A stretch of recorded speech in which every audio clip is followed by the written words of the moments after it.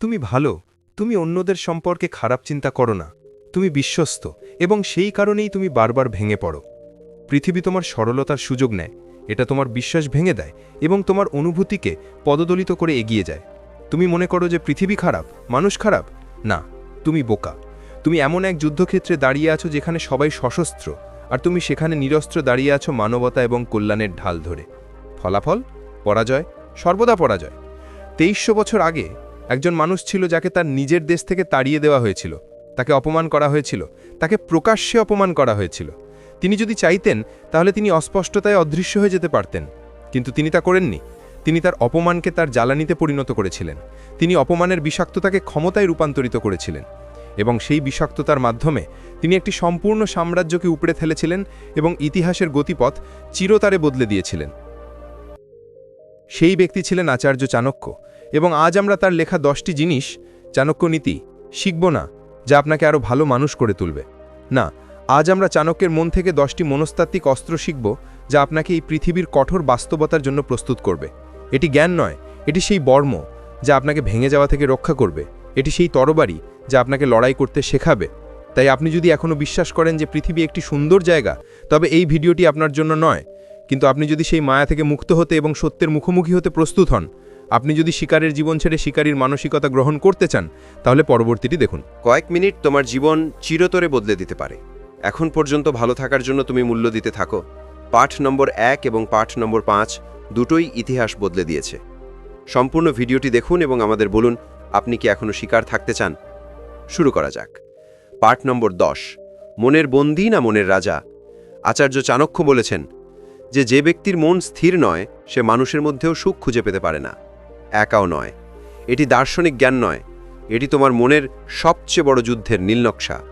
তোমার মন হয় তোমার সবচেয়ে বড় বন্ধু, না হয় তোমার সবচেয়ে বড় শত্রু, এর কোনো মধ্যম ক্ষেত্র নেই। আজকের পৃথিবীতে আমরা একে অতিরিক্ত চিন্তাভাবনা বলি, একটি মানসিক কারাগার যেখানে তুমি চাবিকাঠি ধরে রাখো এবং তুমিই বন্দী। যখন তুমি একা থাকো তখন তোমার মন তোমাকে অতীতের ভুল এবং ভবিষ্যতের উদ্বেগের নরকে টেনে নিয়ে যায়। তুমি মানুষকে মিস করো, তুমি পরিত্যক্ত বোধ করো, এবং যখনই তুমি মানুষের মধ্যে যাও সেই একই মন তোমাকে সেখানে থাকতে দেবে না। তুমি তাদের সাথে থাকলেও তুমি তাদের সাথে থাকো না। তুমি হাসছো, কিন্তু ভেতরে ভেতরে তোমার মন দৌড়াচ্ছে। তুমি একজন ভালো বন্ধু, একজন ভালো সঙ্গী, একজন ভালো মানুষ হতে চাও, কিন্তু তোমার অস্থির মন তোমাকে কারোর সাথে গভীরভাবে সংযোগ স্থাপন করতে দেয় না। এটা শুধু দুঃখ নয়, এটা একটা মানসিক ফাঁদ। যখন তোমার মন তোমার নিয়ন্ত্রণে থাকে না, তখন তুমি সহজেই অন্যদের দ্বারা নিয়ন্ত্রিত হও। যে কেউ তোমাকে কারসাজি করতে পারে, যে কেউ তোমাকে আবেগগতভাবে উত্তেজিত করতে পারে। তোমার অস্থির মন তোমাকে দুর্বল লক্ষ্য করে তোলে। এর প্রতিকার কি? চাণক্য বলেন, ধ্যান করে বা নিয়মিতভাবে একা কিছু সময় কাটানোর মাধ্যমে তোমার মনকে শান্ত করতে শিখো। এই একাকিত্ব এমন কোনো শাস্তি নয় যা থেকে তুমি পালিয়ে বেড়াচ্ছ, এটি এমন প্রশিক্ষণ যা তোমাকে আরও শক্তিশালী করবে। প্রতিদিন মাত্র 15 মিনিট নিজের সাথে বসে থাকা শুরু করো, ফোন ছাড়া, কোনো ব্যক্তি ছাড়াই। শুরুতে তোমার মন চিৎকার করবে, ছুটে যাবে এবং তোমাকে অস্থির করে তুলবে। এটাকে তাই করতে দাও, ঝড় দেখো। ধীরে ধীরে এটা শান্ত হয়ে যাবে।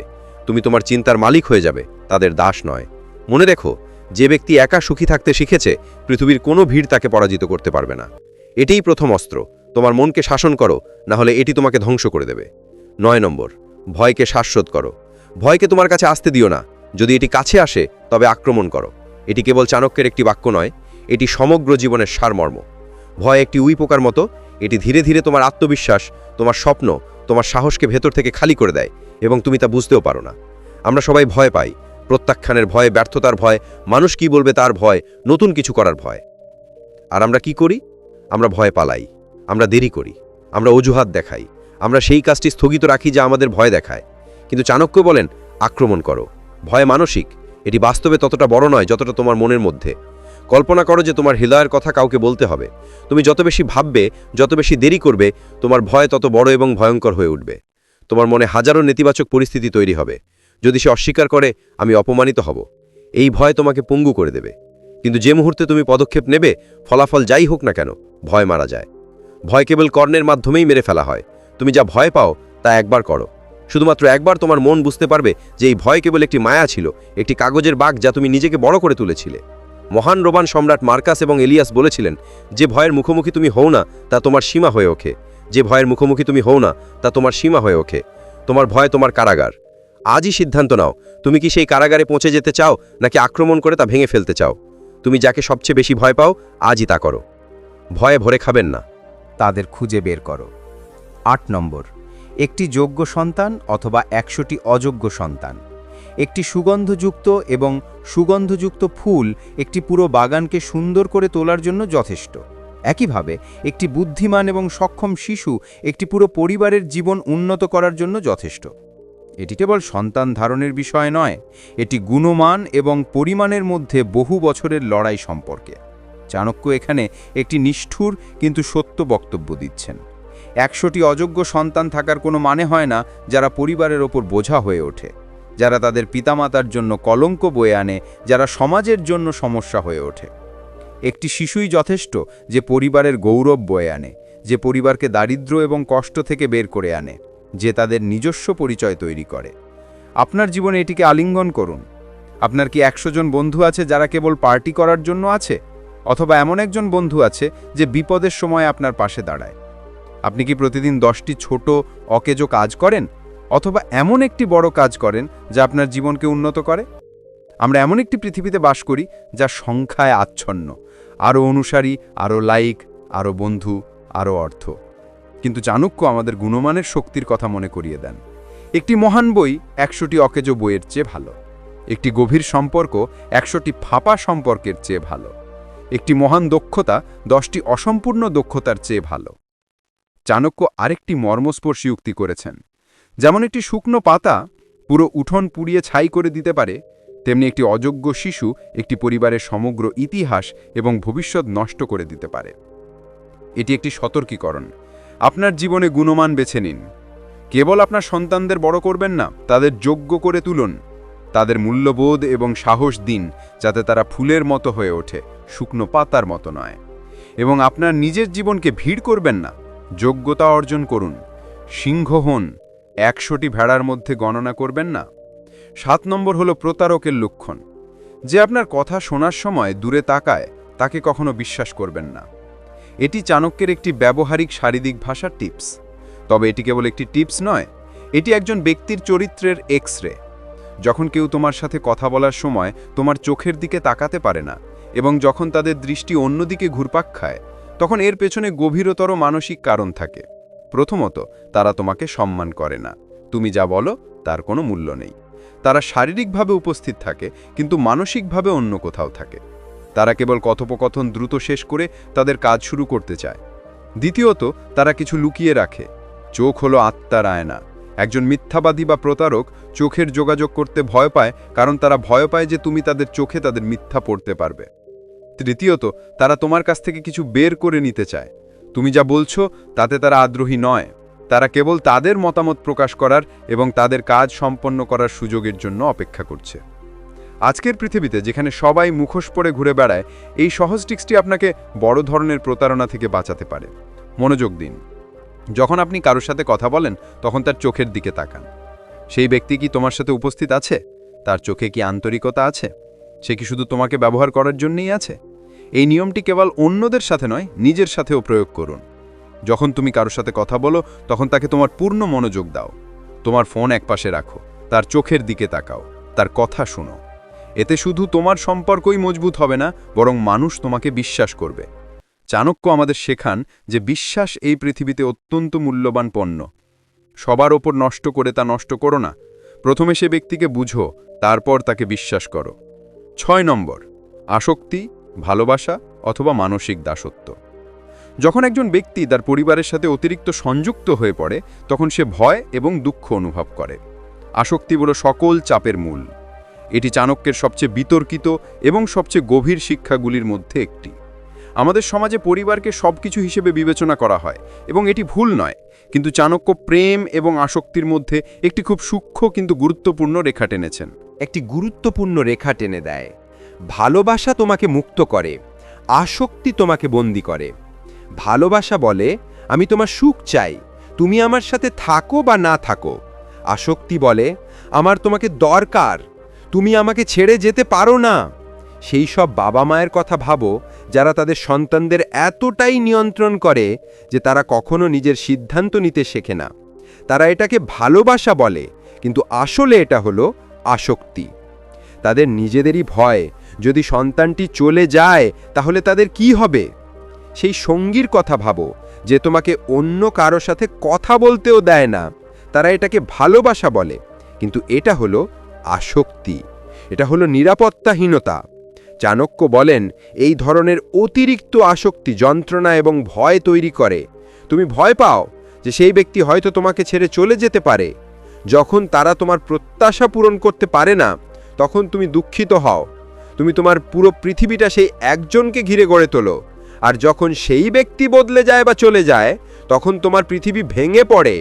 একে বলা হয় আবেগগত দাসত্ব। তুমি তোমার সুখের রিমোট কন্ট্রোল অন্যদের হাতে তুলে দাও।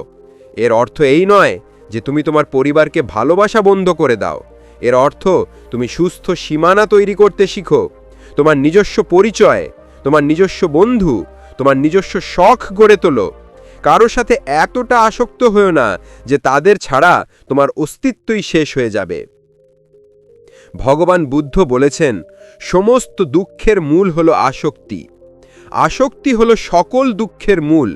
ভালোবাসা দিয়ে তোমার সম্পর্ক লালন করো, তাদেরকে ভালোবাসো, আসক্তির বিষাক্ততা নয়, কিন্তু তোমার স্বাধীনতা এবং পরিচয়ের মূল্যে নয়। 5 নম্বর, তোমার বন্ধু নয়, তোমার আয়না। যেমন একটি আয়না একজন ব্যক্তির চেহারা প্রতিফলিত করে, তেমনি তার বন্ধুবিত্ত একজন ব্যক্তির ব্যক্তিত্বকে প্রতিফলিত করে। এটি একটি সহজ এবং মর্মস্পর্শী সত্য। বিশ্বাস করুন বা না করুন, আপনি যে 5 জনের সাথে সবচেয়ে বেশি সময় কাটান, তার মধ্যে আপনি হলেন গড়পড়তা। আপনার চিন্তা ভাবনা, আপনার অভ্যেস, আপনার ভাষা, আপনার স্বপ্ন, সব কিছুই আপনার সঙ্গ দ্বারা নির্ধারিত হয়। চাণক্য এখানে মিষ্টি কথা বলছেন না, তিনি আপনাকে একটি কঠোর সত্যের মুখোমুখি হতে বাধ্য করছেন। আপনার বন্ধুদের তালিকাটি দেখুন। আপনার বন্ধুরা কি আপনাকে আরও ভালো হওয়ার জন্য চ্যালেঞ্জ জানাচ্ছে, নাকি তারা আপনাকে একটি আরামদায়ক অঞ্চলে রেখে আপনার বৃদ্ধিকে বাধা দিচ্ছে? তারা কি আপনার স্বপ্ন দেখে হাসে, নাকি আপনাকে সেগুলি অর্জনে সহায়তা করে? তারা কি আপনার পিছনে সমালোচনা করে, নাকি আপনাকে সম্মান করে? চাণক্য বলেছেন, যে বন্ধু সুখে দুঃখে শত্রুর আক্রমণে এবং শ্মশানে আপনার পাশে দাঁড়ায়, সে প্রকৃত বন্ধু। বাকি সবাই কেবল একটি ভিড়। এটি স্বার্থপরতার সম্পর্ক। আজকের পৃথিবীতে আমরা একে শক্তি ভ্যাম্পায়ার বলি। যারা আপনার শক্তি নিষ্কাশন করে, তারা সর্বদা নেতিবাচক কথা বলবে, তারা সর্বদা অভিযোগ করবে, তারা সর্বদা আপনাকে টেনে নামাবে। এই ধরনের মানুষদের সাথে তুমি কখনোই এগিয়ে যেতে পারবে না।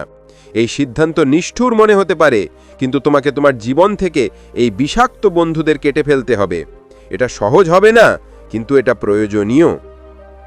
ঠিক যেমন একজন মালি আগাছা সরিয়ে ফেলে যাতে ফুল ফোটে, তেমনি তোমাকে তোমার জীবন থেকে নকল বন্ধুদের সরিয়ে ফেলতে হবে যাতে তুমি ফুল ফোটো।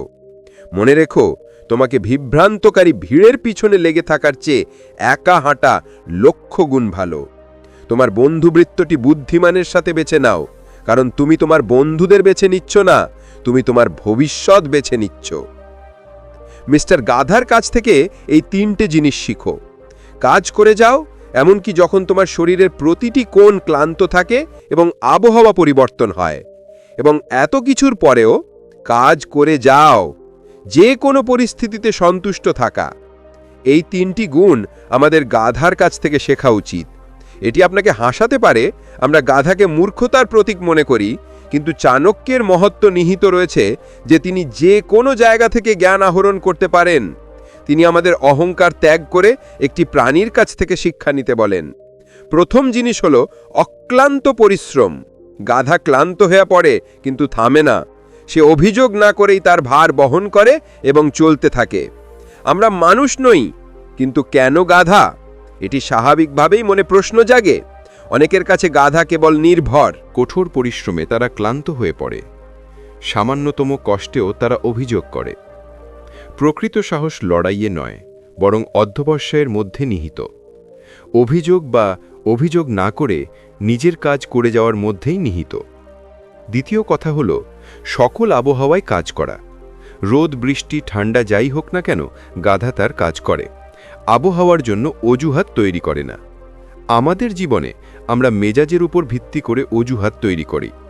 আজ আমার মেজাজ নেই, আজ আমার ভালো লাগছে না। সাফল্য মেজাজের উপর নির্ভর করে না। সাফল্য শৃঙ্খলার দাস। তৃতীয় এবং সবচেয়ে গুরুত্বপূর্ণ বিষয় হল সন্তুষ্টি। কাজ শেষ করার পর গাধা সন্তুষ্ট থাকে। যা পায় তাতেই সে খুশি থাকে। আমরা মানুষ, আমাদের যতই থাকুক না কেন সর্বদা অসন্তুষ্ট থাকি। আরও কিছুর আকাঙ্ক্ষা আমাদের কখনোই খুশি হতে দেয় না। চাণক্য বলছেন না যে তোমার গাধা হওয়া উচিত, তিনি বলছেন যে তোমার দায়িত্ব একজন যোগীর মতো পালন করা উচিত। অভিযোগ করো না, অজুহাত দেখাও না, তোমার কাজ অধ্যবসায়ের সাথে করো এবং যাই পাও তাতেই সন্তুষ্ট থাকতে শিখো। প্রকৃত স্বাধীনতা নিহিত আছে সকল পরিস্থিতিতে খুশি থাকার শিল্পে। আমরা যে প্রাণীটিকে বোকা মনে করি সে আমাদের জীবনের সবচেয়ে বড় শিক্ষা দিচ্ছে। সংখ্যামেত, ভিড়ের অংশ নাকি নতুন পথ? ভুল পথে চালিত ভিড়কে অনুসরণ করার চেয়ে একা সঠিক পথে হাঁটা ভালো।